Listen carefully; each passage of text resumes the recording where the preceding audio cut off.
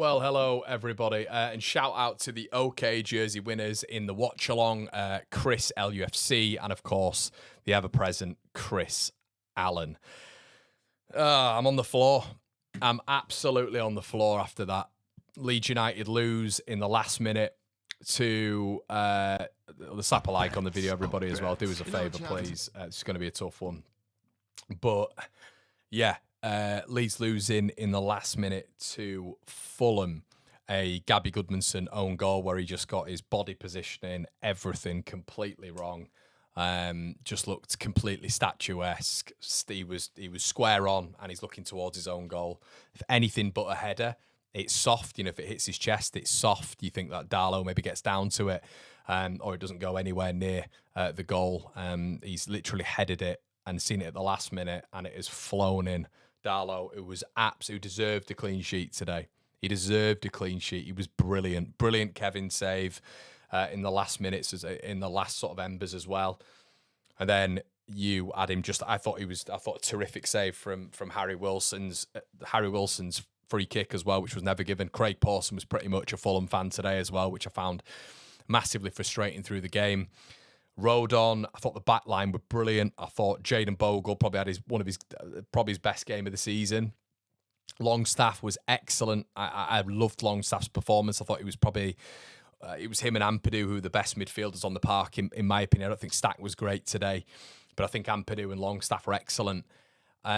Okafor was okay. I was a bit annoyed at him at the end. I'll be honest with you guys. If you're there on the watch along and he's laughing and joking with Kenny Tete after we've just lost in the 94th minute. I mean, I know you're not a Leeds fan, Okafor, but you know, for the optics, it doesn't look great. Thought he was okay without being brilliant. DCL was all right. I thought, you know, there's an opportunity where he got to DCL stage where he knocked it on to Longstaff, and Longstaff drilled the ball against the bar. Brendan Aronson off the ball works okay. I think on the ball he's still championship. He really struggles to make the right decision in the right moment and take a short time on the ball and make it quick and efficient. There was too many transitions of which he gave the ball away and wasn't strong enough to keep hold of the ball in the duel. Thought off the ball he was good, like always.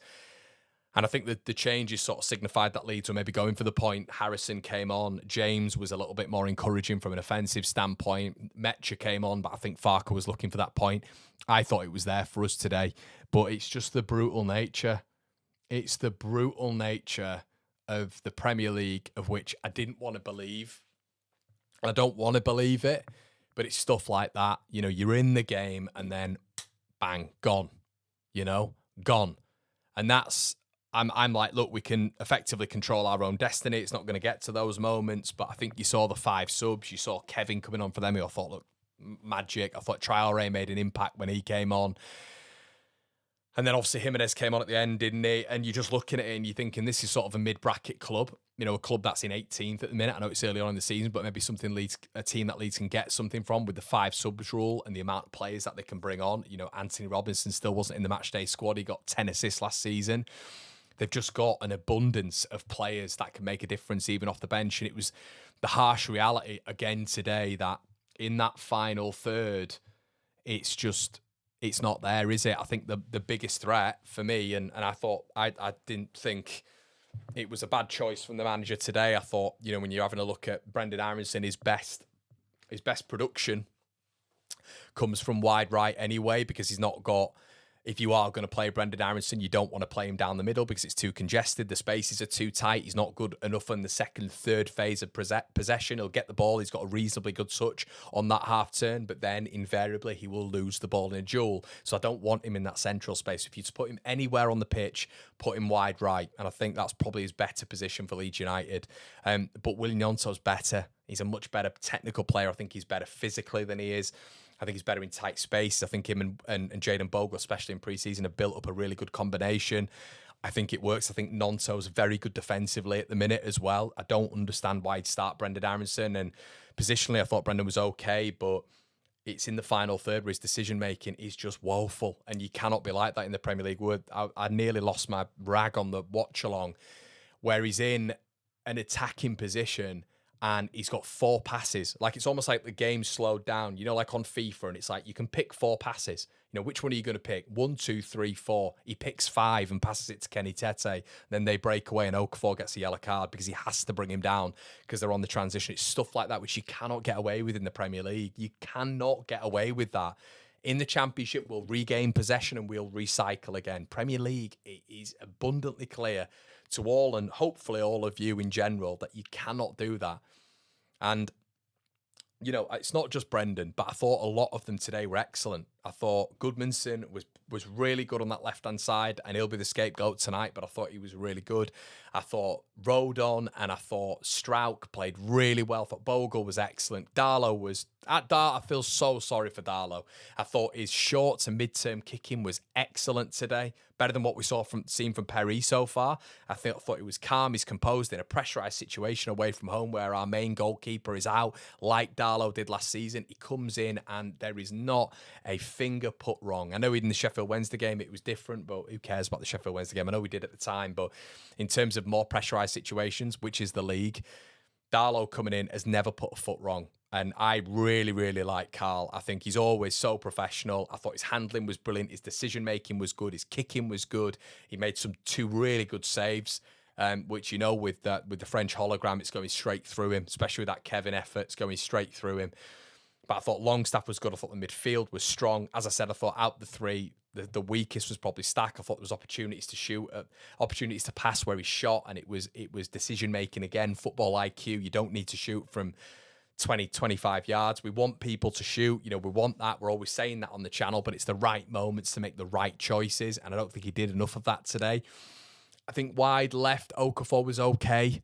It's in the name, isn't it? He was okay. He was a little bit direct sometimes, but I did mention on the watch along, I felt in the first half, maybe he was taking players on, and like there'd be a couple of times where he'd take Anderson on. And we mentioned about the player profile when we brought Okafor in, that he isn't the strongest. He isn't the more combative. He won't go for a duel when sometimes you need to go for that duel to maybe shove your man off. He'd maybe put the ball past Anderson, or he'd maybe put the ball past Sessegnon. And if they outpaced him to it, or if they got in front of him, he'd just give up.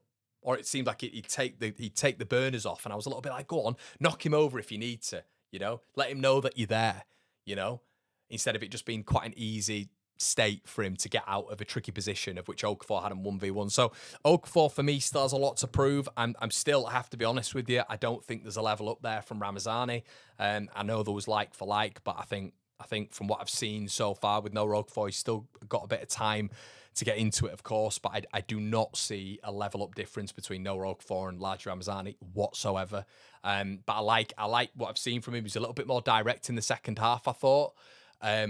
But I want him to use his body a little bit more. He's a tall, rangy lad, and he looks like a bit of a specimen as well, but he doesn't seem to use it enough. And that's some of the reports as well that came from Napoli and AC Milan. It was using that body a little bit more, using that physicality. And that's probably one thing Leeds need a little bit more of in that final third. It's athleticism and physicality. But today, it's gut-wrenching. It's absolutely gut-wrenching that today. Because they are the games, I think in this block of 3, Fulham, Wolves and Bournemouth, you need to win a couple of them, or you need to win at least one. I think there is pressure on that Wolves game now, because I think the block of, you've got Bournemouth, then it's the international break. Then after that, Leeds have got a tricky run of games, you know, and then you're kind of getting into the winter months, of which these games in November, December are not pretty. So these are the blocks of which it's very, very easy, and we have to put a positive spin on it and say, look, great, good performance. Leeds were in the game, but you've got to get something. You know, I don't care how the goal went in. I don't care you've got to kind of bring it back and look at the phases of play. Why were Leeds so deep in that last 25, 30 minutes? And I understand Fulham have got the better attacking players and it's going to push Leeds back. I do get that, but there was too many times for me in that final 20, 25 minutes where Leeds were on the heels. And they were in the area way too much, and they were waiting for these balls to come in from Kevin and Traore. And I understand with how good they are, they're going to push you back. But you've also got space in behind those players as well to exploit them if you get forward. And I think it was risk averse today, obviously bringing Harrison on, and you know, James was a little bit more forward thinking, of course, when he came on. But Mecha coming on for DCL, it's it's like for like, isn't it? But it felt very much like we were trying to shut up shop there. And I'd have been happy with a point, definitely. But I was looking at that game and I thought there's opportunities for us here. You bring Nonto on maybe on that right-hand side, keep Okafor on. Could you even go to a front two of DCL and Metro because you've got target men there to get Leeds United out of a low block? If you're in a low block, all you want to do is get the ball out to the big man and get out as a team. If you've not got that, then it's really difficult to get out of a low block. And I thought in that last 20 to 25 minutes, Leeds didn't have any long ball options, barring Metcha, who was fresh, he was on, but there wasn't a Leeds player within 10, 15 yards of him. Leeds were way too deep in that last 20, 25 minutes, or at least last 15, 20 minutes for me. And I was saying on the watch along, I was like, we need this game to end now because there was a chance for Lukic where the ball was, Kevin flicked the ball in. It was flicked on, I believe, by Rodrigo Muniz. Lukic literally just had to turn, hit the ball with his foot, and it's 1-0, and he misses it just, and it goes out for a goal kick, and Leeds were lucky with that one. But it was sitting deep and deeper and deeper, and you felt the longer this goes on, they're going to get more and more opportunities here. When sort of that mid-second half period, it felt like Leeds were really putting the impetus onto Fulham. We were creating chances. We were kind of at the point of which Aronson had a decent chance, didn't he? Leeds were getting corners. And it kind of got to that phase towards the end where you're looking at it and you're thinking this needs to end now because they're going to score. They are going to score. But I get it. I understand that, you're trying to shut up shop. But I just, this Leeds team sitting in like a deep block for me, maybe it's just recent memory, but in a really deep block when we've been up against it and we've not got a lot of the ball, it's not been great. When you sit 5 yards back, when you sit 5 to 8 yards back, I think you've got to engage a little bit higher. As I say, you bring two on and at least they can hold the ball up, they can play off each other. And it just felt Leeds were way too deep. We couldn't play out anywhere. There was no out ball. And every time that ball got pumped up, it was coming straight back. So, look, I didn't know what the score. We've not looked at anything today, so we'll have a quick look at the live scores for today. Arsenal winning, Sunderland getting a 0-0. It's a good result, and it's kind of you're looking at, and I'm just looking at Sunderland anyway because it's obviously it's a relegation rival. That's what you need, isn't it? It's a right result for Sunderland away at Palace as well, the FA Cup holders. These are the results that ultimately I'm not going to go too overboard, everybody. I'm not, but I'm trying to maintain positivity, but I think, and I said midweek, I said, look, it's probably either going to be 1-0 or 1-1. The best we're going to hope for, I think, is a 1-1. But you look at that game and there's opportunities for us there. There's opportunities. We were arguably the better team, arguably. But then you kind of look at the chances they had, the Harry Wilson effort, the Kevin effort just from outside the box. But they're all outside the box. We defended well. But that Lukic chance, I thought, was an absolute glaring error. I thought if he connects with that, it's 1-0. And then at the end there, we were so unlucky. But I think I think the positives are, it's difficult for us now as Leeds fans, isn't it? Let me stick my hat back on because I've got a booth on. But it's difficult for us now, isn't it? Because we're kind of at this point where we know what we're decent at. We know what we're decent at. Right? We're defending. But is that all we can do right now? And for you guys saying in the comment section below, stop being negative, Connor, which, guys, believe it or not, when we're trying to sit here and chat about what has happened here today, there will just be people who don't listen to it and they just want to take positives out. And we all want to take positives out, but you've got to be a realist here as well. And you've got to look at this from like a methodical perspective. I look at the changes. I look at what Daniel Farke does, and I think during the season, there is going to be more changes from Daniel Farke that veer on Harrison coming on and Aronson coming on and James coming on, as opposed to maybe like you Willie Gnonto coming on, or maybe like a front two. Who knows? Something more attacking.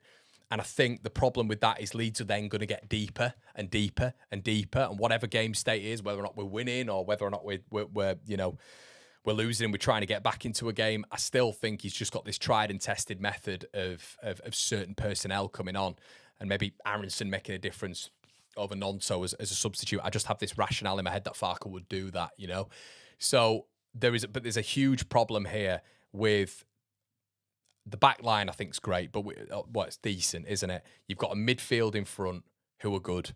Yeah, I think there's different variations. I think the only positive that we can take away from that midfield is maybe if Tanaka's in there, there's a bit more innovation. There's a bit more guile in that number 8 role. Maybe that's what you kind of look at. But there is a huge disconnect. There's a massive disconnect of quality between the back line, the midfield, and the attack. Leeds are in transition today multiple times. Multiple times we're between Fulham's midfield and defence. We're in that zone. We're in that zone of which Fulham's midfield are having to do that. You got behind Lukic. You've got behind. You look at this midfield here. Let's have a quick look at what the Fulham ratings were today. It'll be quite interesting. But you look at these. Look at this. You can't come away from that. You can't come away from that with a loss when you're right in the game like that when it comes to the statistics. You look at this, and this has obviously changed towards the back end of the game, but their front line, even when we were checking throughout the game, they were all on amber. I think at one point you had Iwobi on red, but you were getting in between Lukic and Kearney and Anderson and Bassi multiple times, and we just do not have the quality to be able to hurt them. But what I will say is he's got the option of Nonto on that right-hand side. He's got Nonto on the bench. You have to start him. You have to start Willie Nonto. I said this in the championship and got berated for it. Football isn't linear. Just because you're maybe not the outstanding performer in the championship doesn't mean your attributes don't fit to the Premier League a little bit better. Nonto's attributes do. He's good in tight pockets. He's good on the half turn. He's press resistant. He can win free kicks. He's a good ball striker with both feet. Okay, he might not have hit that next level, but in terms of a technical footballer, he has to start on that right-hand side. You cannot go into games and you cannot go into games with Brendan Aronson starting on the right. You can't. The off the ball work was good today. The on the ball work in the final third is not good enough. He's not a good enough technical footballer. You've got to have Nonto on that right-hand side. You cannot look at games and think, oh, we'll put Brendan out for this one and maybe Nonto in for the next one. I don't know if that's what he's thinking, but whatever it may be, And still, we know with James that James on that counter-attack can be brilliant. We all know that. And we know what we want with DJ is him coming on in the final the final, 15, 20 minutes to affect games and be on that transition. But you also need footballers who take care of the ball. There is still a chance there that Fulham win it right at the end, like they have done. But you've got to have players who take care of the ball. DJ, we all know what he's about, but I wouldn't say his primary attribute, like Aronson, is taking care of the ball. And I'm not putting them both in the same conversation there because I think James is much stronger than Aronson. But Willie Gnonto has to be involved in that today. He has to be involved in that. I'm not talking about Aronson creating space for Bogle or Aronson creating space and being good off the ball, for the midfield. I'm talking about when Longstaff has the ball and he's looking wide right and Aronson's inverting, or when he's looking wide right and he's thinking to himself, if I give the ball now to Brendan Aronson, is he going to lose it? And then I'm going to have to recover. As a midfielder, am I going to bomb on and do an overlap on Brendan Aronson? Because is he then going to find me? Or is he just going to lose the ball and then I'm going to have to dart back and we're going to be in a transition, which was happening today. You've got to have someone on the ball who takes care of the ball. That is Willie Gnonto,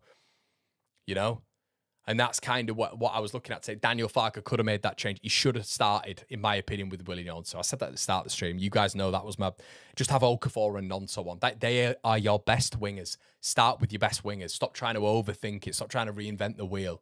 Start with your best wingers who have the best production. You're hoping that's Okafor. It's got to be with the money we spent on him. And Willie Gnonto, we all know that right now he's the best winger at the football club because they've let Largi Ramazani go. So whatever you might think about Largi, I've said this previously, I don't think there's a step up bringing Okafor in on Ramazani. I think that Ramazani is arguably a better player. But even if you don't want to say that, Okafor he's not a level up. So I'm then looking at it, and obviously Solomon's gone out, so that debate's out the window. So your best attacking player is Gnonto right now. So you've got to play him. You cannot look at these games and think, because I think in that final third, there's points at which Gnonto could have made a difference today. Immediately you saw him come on, Mecha knocked it on, he nearly got between the centre-back and the left-back, nearly. But positives are to take from today. We've got Tanaka coming back, but I think the more gut-wrenching thing is the result in London on the other side. You're looking at the other side of the pitch, the other side of, when you're looking at Selhurst and Palace and going down there. Sunderland had a very similar game to us today. Very similar game in terms of difficulty. They've come out with a point. You've got to come out with a point. Got to. If you're not winning it, you've got to come out with a point, and there cannot be many more of them. They cannot. If you're in the game against the mid-table side, you've arguably got the better statistics during the game. You've had opportunities. You can't come out losing the game. And my worry is right now is the disconnect between the quality of the defence and the midfield and then the attack, which is just... But you've got to start your best attacker. Got to start him. And that's where we kind of turn around and do that all boring thing again where we point at the board. Completely get that. I've done it multiple times. But you've got to then start winning Nonto on that right-hand side, of which we've seen in pre-season how good Nonto and Bogle were together. You've got to do it. Right, let's have a look. Jimmy the Glasskeeper says, sorry, I'm angry. I'm absolutely fuming with that. Waited 2 weeks to lose like that. Shocking. Didn't hear Fulham's fans until the 94th minutes. Deserved a point. We did deserve it, yeah. Simply need to finish our chances. Cannot understand subbing Harrison on at all. Still got 1 point a game, though, onto Wolves. That's it, Kieran, 100%. But it is. I mean, we're gutted. Absolutely gutted. Gutted. Strange place now, because I don't think Farke deserves the sack, but I think he's been let down so much in the attacking third. We never look like scoring. If we don't go down, we are there all season. Yeah, we are. I mean, we are fighting. I don't think there's a Leeds fan. I've seen some crazy takes, but I think and look, it's my opinion, but I think we're all aware that this is going to be a battle this season, right at the bottom. There's no way we're finishing. I'd be stunned if this team finishes anywhere above 17th. Unless they do something crazy, unless they go out in January and really do something, which they might do, and we keep all of our players fit. But I think now as Leeds fans, we've all seen in 4 games that up front, it's bare, isn't it? It's a very bare team up front. So I think that is my worry right now. And it's great. I think we'll keep clean sheets, guys. I'm really happy with the defence. I think when you look at it, we deserved a result today. They weren't any good today, though.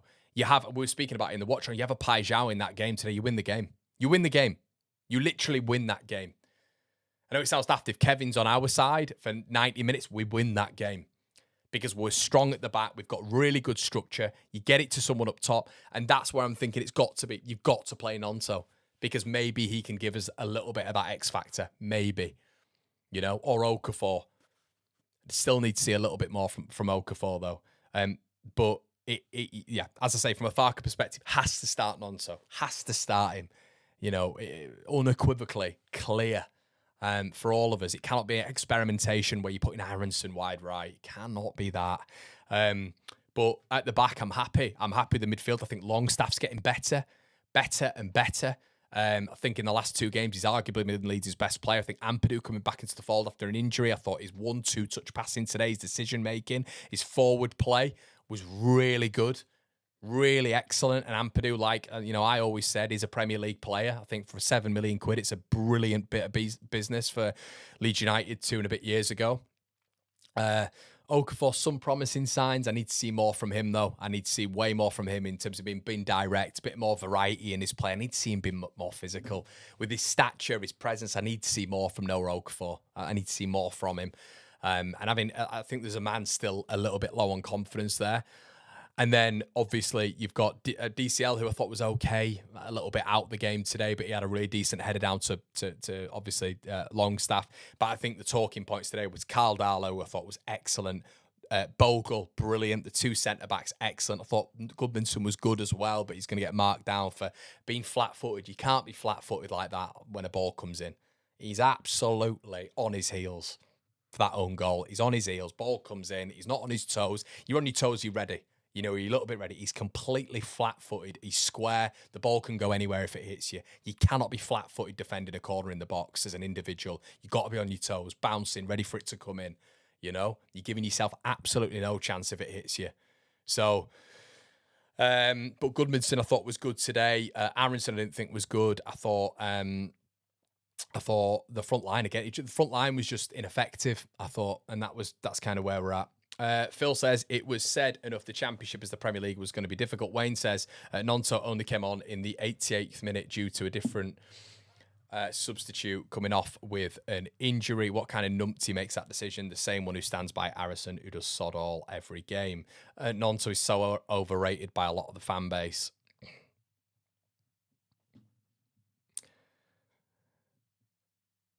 Okay. Lorcan says, Nonso and Bogle combo has been proven so far. If we're going to insist on a solo target man, we need to be good on the wings. Okafor and BA did nothing. That's what I mean when we're talking about DCL as well.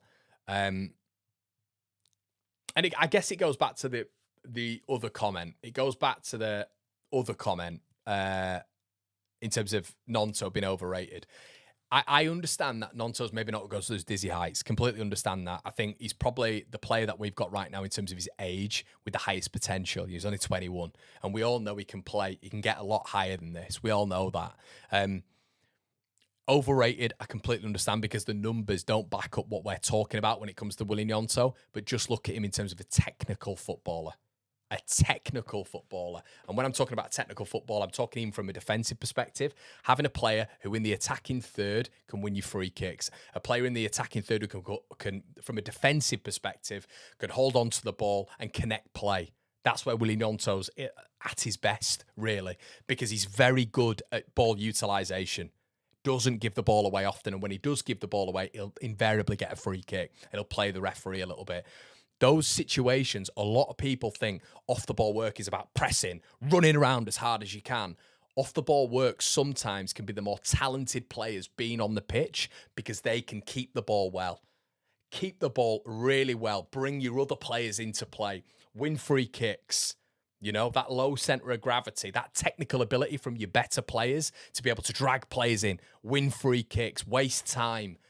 This is what I mean. Everybody seems to think that you have to get pressy, runners, defenders on the pitch. Your technical players are some of your best players to have on the pitch when you're trying to hold on to a draw or a lead. Genuinely. Look at historical context when it comes to football. The more technical players can be on the pitch, and they can all defend as well. Nonso can defend. I don't know why that's some sort of like myth that he can't defend, you know? But there can't be many more of those, as I say, especially when you kind of look across London and our promotion rivals have gone to Palace, who is arguably a tougher game and got a point. Can't happen. It cannot happen. So, yeah. Ah, dear.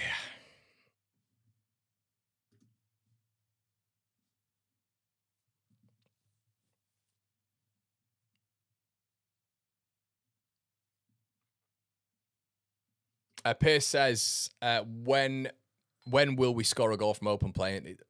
It's a lack of quality, mate. That is what it is, and that's the concern.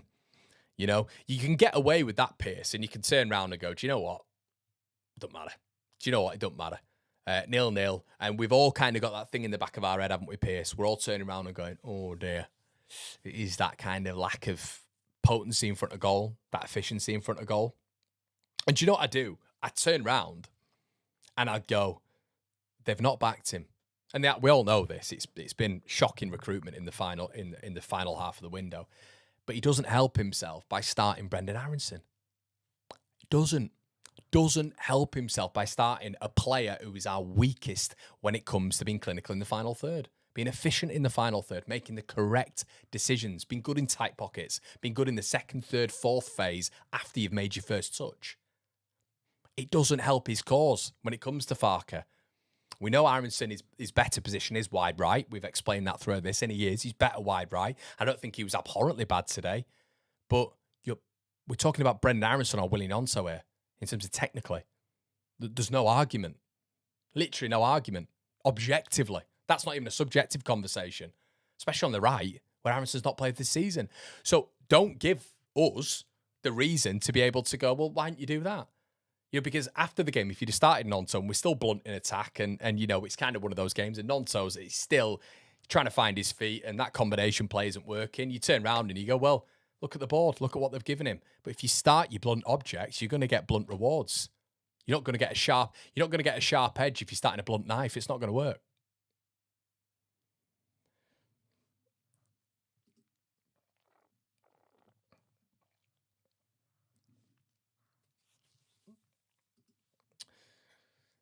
But yeah, I agree with you, mate.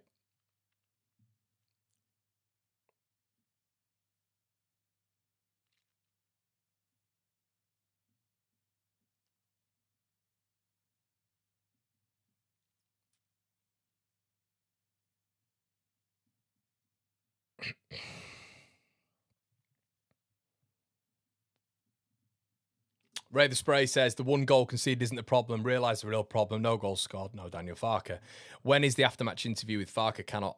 It's Robbie Rhino. We might as well have spent the be-all money on an attacker, as Farke won't be playing him unless he has no option. What a beauty. No Sharper. He was the big reason why we didn't win. 4 more games, and then we look for Jose. Wolves next. Yeah, I agree with this, Robbie. I agree with this. I think when I'm looking at it, mate, when you're blocking off the game. So let's have a quick look at the Leeds fixtures, right? Leeds United fixtures, right? Let's just have a quick look. So we've got Wolves and Bournemouth next 2. Then after that, you've got Tottenham, Burnley, West Ham, and Brighton. So you just got to work these in block format, okay? So when it comes to Wolves and Bournemouth, you've then got the international break after Tottenham, haven't you? I actually thought it was after Bournemouth. But Tottenham's going to be a ridiculously tough game. We all know that with how good they are in general. They've just got a lot of quality. And the problem is, if you've got nothing in the final third, which we don't have at the minute, the thing that you're looking for against Tottenham is just a draw. And a draw would be magnificent against them anyway. But Bournemouth are going to be ridiculously hard. They're going to be ridiculously good because they're good between the thirds. They have balance again throughout. They've won again today against Brighton, which is a brilliant win. They've got Antoine Semenyo, they've got Evan Nielsen, they've got quality everywhere. Alex Scott, wherever you want to look at it. Truffaut, the left back who's been a brilliant purchase for 12 million quid. They've just got quality everywhere. Wolves, I once again, I think that will be a tight game. It will be a tight game, but is it going to get to a stage where we're just looking for that point again? This is the thing, isn't it? I think we've just looked so blunt in our first 4. And that's my worry. That has to be the worry. There's positives to take out, everybody.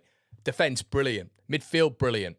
Darlow, brilliant. But we were all saying that anyway in the Everton game. We were all saying that in the Newcastle game.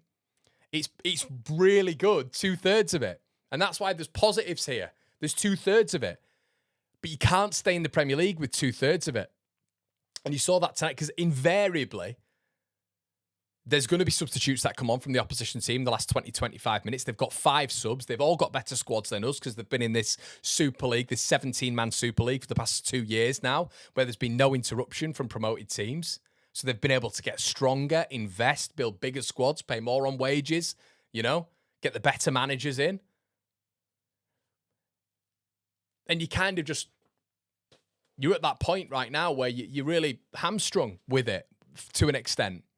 And then you can't help but look over to Sunderland. And I know they've had a good start, of course, they've had a good start, but they've had to win, and Sunderland have scored, 5 goals so far in those 3 games. And then they've gone over to Palace and done the gritty side where they've got a 0-0, And that's kind of what we needed to do today. Because if we're good at something, we have to be very good at something because we're not good at the other thing, which is scoring goals.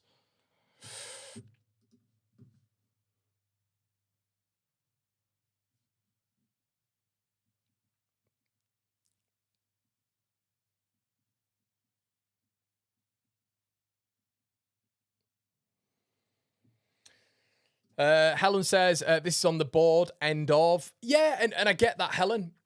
Helen, once again, and I think the whole end of stuff, Helen, I know you remember the channel, and I can see Emmett in here agreeing as well. And look, I know there's people with very similar perspectives, and I get that, and we shouldn't throw the towel in right now because I think 2/3 of the pitch is very decent. But what I would say is, Helen, he starts Nonto today, and for me, there's no argument. If they go away and it's Willie Gnonto, and because he's our best technical player in the offensive standpoint, I think you start Brendan Aronson on that right-hand side, who was poor today, production-wise. You can't turn around all the time and say, because this is the problem now, everybody's going to admit any responsibility away from Daniel Farke. You can't do that. You can't do that whilst having Willie Gnonto on the bench. You can't. You just simply cannot do that. So, yeah, I agree with you. But if he's starting his best team, which you start your best players, your best team, then look, we're turning around and going, he can't do anything else. But could Willie Gnonto have made more of an offensive impact than Brendan Aronson today for 90 minutes? Yes, in my opinion. And I think there was options there for Leeds United, or there was times in that game where Leeds United could have really hurt them. could have really hurt them. And I think his quality would have been able to deliver that. I'm not saying he's a top operator, but is he a level or two above Brendan Aronson? Yes, on the ball, he is. He is in every aspect. So look, if we're talking, there'd be conversations back then, wouldn't there, last season about Ramazani and Solomon? They were a lot closer when it comes to quality. And then maybe Ramazani and Nonto, people would have different conversations. But we're talking about Brendan Aronson or William Nonto here in terms of on the ball work. Just literally watch that game. Just watch the game and look at Brendan Aronson on the ball in terms of the attacking third and the production. But it's not for me. It's not just on. This isn't down. I think the board have killed him a little bit here. They have in terms of their what they're bringing in and the final third. This is why I'm always in the grey, everybody, because the board are at fault, in my opinion, for the final third. But what I will say is that doesn't mean that Daniel Farke doesn't take any blame anymore. That's not how this rides. It's not, And when you make decisions like that before the game even kicks off, it's hard, isn't it? It's hard. But we're all emotional. We're all upset. And Emmett, I think you're right there. I think you're right. At this stage, losing to Wolves I think his neck will be on the line if we lose to Wolves. That I do believe that, because I think that would be a big loss, because you kind of go in there then into two really, really tough games after Wolves. And I think if they get beat by Wolves, but then once again, I kind of am on the verge of what Helen's saying as well. If they go to Wolves, if he starts his best team and they've still got nothing up top, you're at a point, aren't you, where it's like, this is just going to be a long season. If Wolves nick it, and I'm not saying that will happen, by the way, because I've said in my prediction, I've had a block prediction, I think we beat Wolves, but I thought we'd get a point today.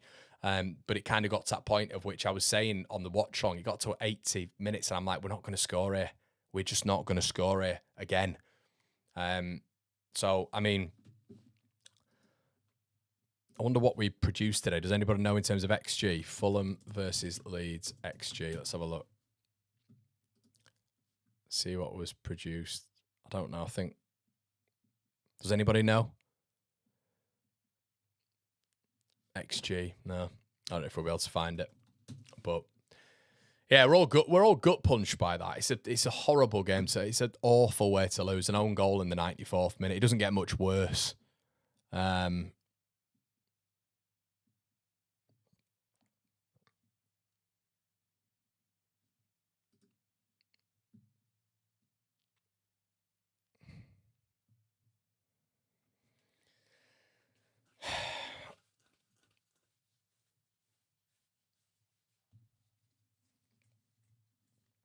I think as well, what we've got to look at is when we're looking as well at the board, you've got Tanaka on the bench, who, because he's on the bench, he's fit enough to play.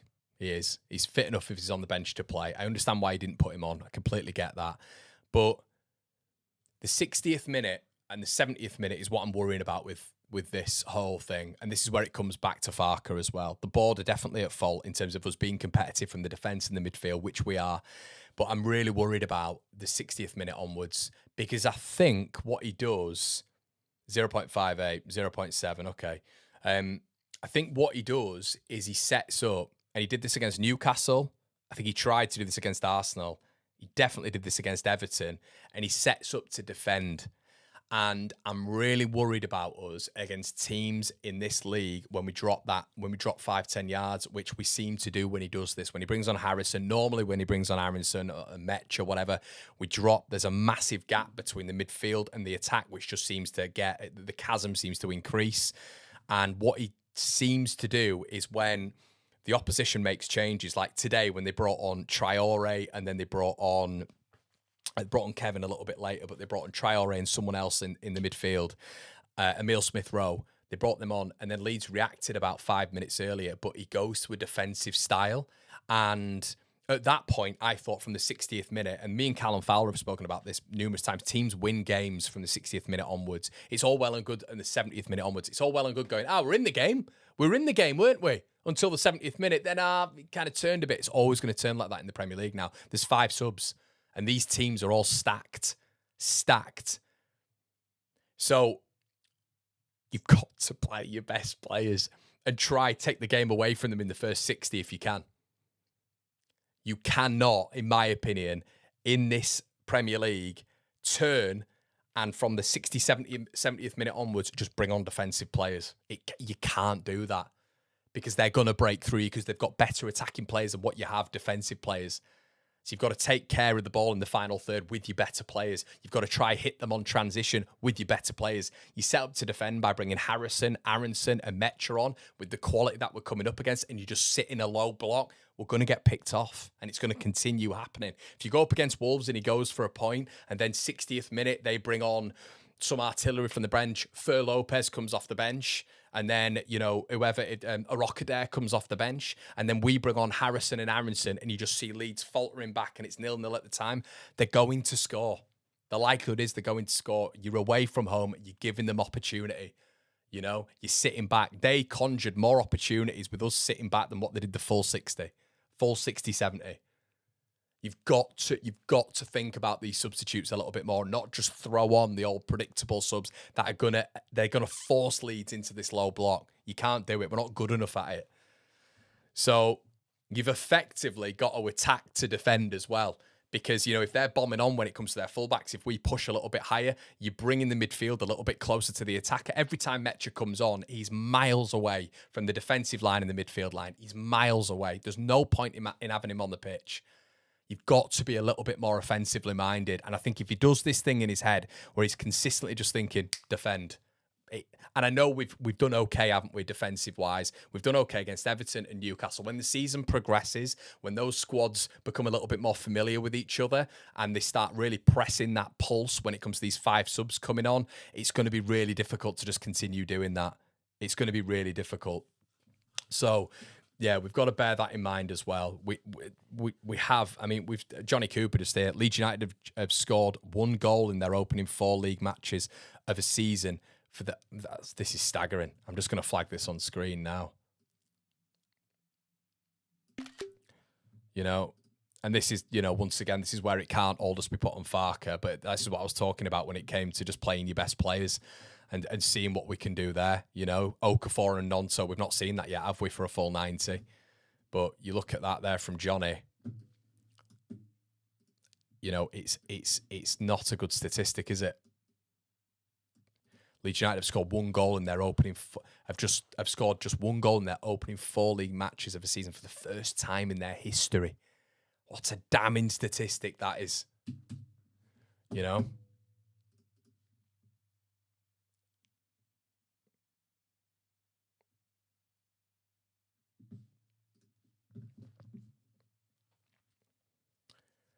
Goals keep you up. Of course they do, mate. Of course they do. Damar says, but some fans will tell you it's all good. There's no need to panic. No, I know, mate. I've seen some things. And look, you get it on the video. And I understand that people don't want to come in here and hear me just say, oh, no. And I'm trying not to. I'm trying to say positively, it's good for 2/3 of the pitch. We're competitive. I genuinely believe we're competitive for 2/3 of the pitch. But how many times was Bernd Leno tested? How many times was Jordan Pickford tested? I know we scored, but how many times was he tested in that game? How many times was David Raya tested? How many times was Nick Pope tested? It's rare, isn't it? We're not seeing a lot of shots. And that's the worry. That is the worry. And the problem for me is obviously the recruitment, obviously.